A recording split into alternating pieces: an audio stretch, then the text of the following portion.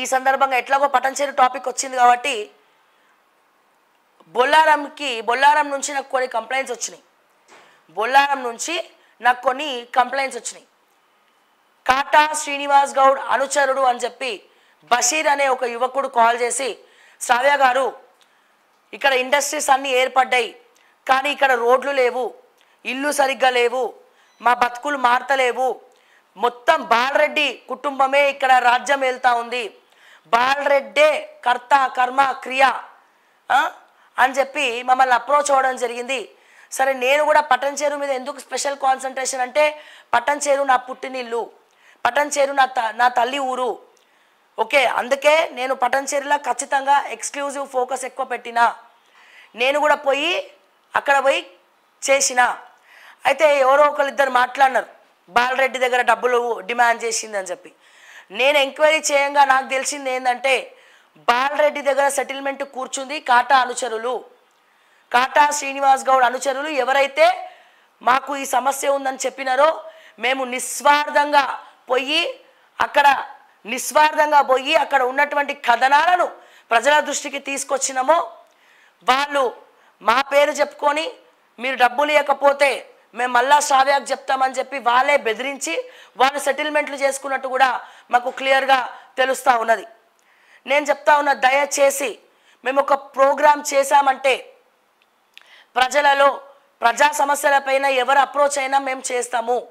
ప్రజా సమస్యల మీద ఎక్కడ కూడా మేము డబ్బులు తీసుకోము. ఇటువంటి దుష్ప్రచారాలను ఆపండి. నా పేరు చెప్పవడన్న పైసలు తీసుకుంటే దయచేసి నన్ను అడిగి కన్ఫర్మ్ చేసుకోండి అని చెప్పి నేను మరొక్కసారి తెలియజేస్తా ఉన్నా. ఈ సందర్భంగా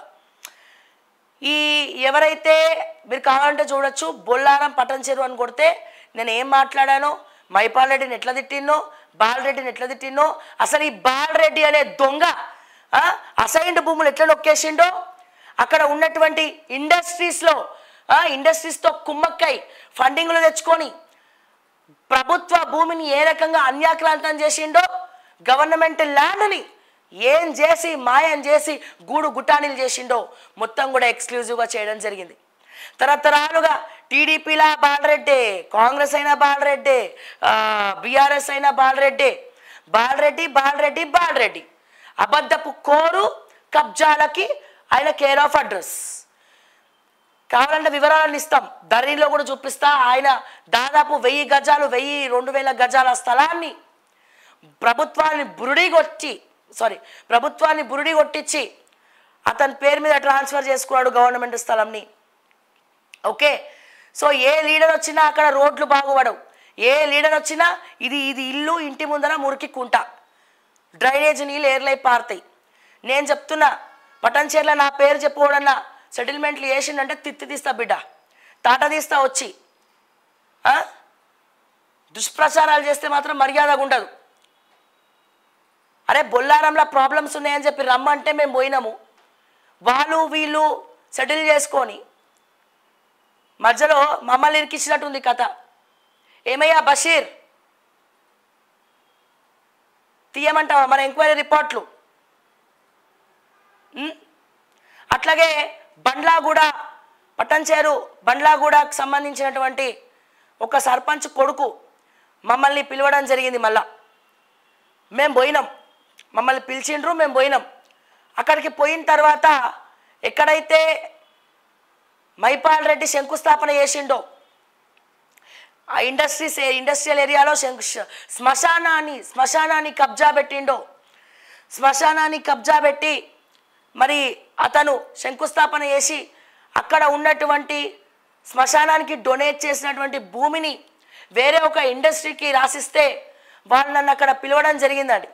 నేను పోతే అక్కడ కూడా వాళ్ళు నా పేరు చెప్పుకొని మళ్ళీ సెటిల్మెంట్ చేసుకోరు. ఎవరు? ఈ బండ్లా కూడా ఎవరో ఉంటారు అక్కడ.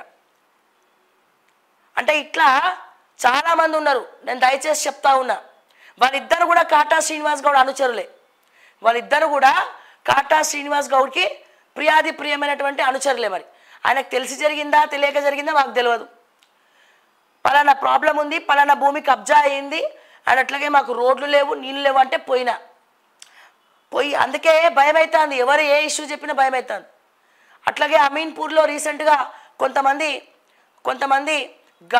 వాళ్ళకు ఉన్నటువంటి వేరే వాళ్ళకు ఉన్నటువంటి ఒక మహిళ ల్యాండ్లోకి పోయి మాదే అని చెప్పి మీసాలు మెలేసి చాలా చేస్తే పాపం మా రంగనాథ్ గారు చాలా సహాయపడ్డారు. హైడ్రా కంప్లైంట్ ఇస్తే ఎస్ మేము సర్వే చేసి మీ భూమిని మీకు ఇస్తామని చెప్పినారు. అక్కడ ఉన్నటువంటి కొంతమంది రిపోర్టర్లు అన్నారట, అక్కడ పబ్లిక్ మమ్మల్ని అప్రోచ్ అయితే అరే శ్రావ్య దగ్గర శ్రావ్య ఈ ఇష్యూని మీ హైలైట్ చేయాలంటే 2 లక్షలు ఇవ్వాలి శ్రావ్యకి మీరు అని చెప్పి తప్పుడు ప్రచారాలు చేసిరట.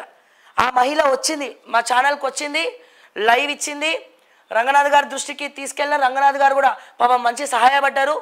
₹1 కూడా మేము ఆశించలేదు, అడగలేదు. సో ఇట్లా విపరీతంగా నాకు భయపడే కొంతమంది సన్నాసులు ఇవన్నీ కూడా చేస్తూ ఉన్నారు.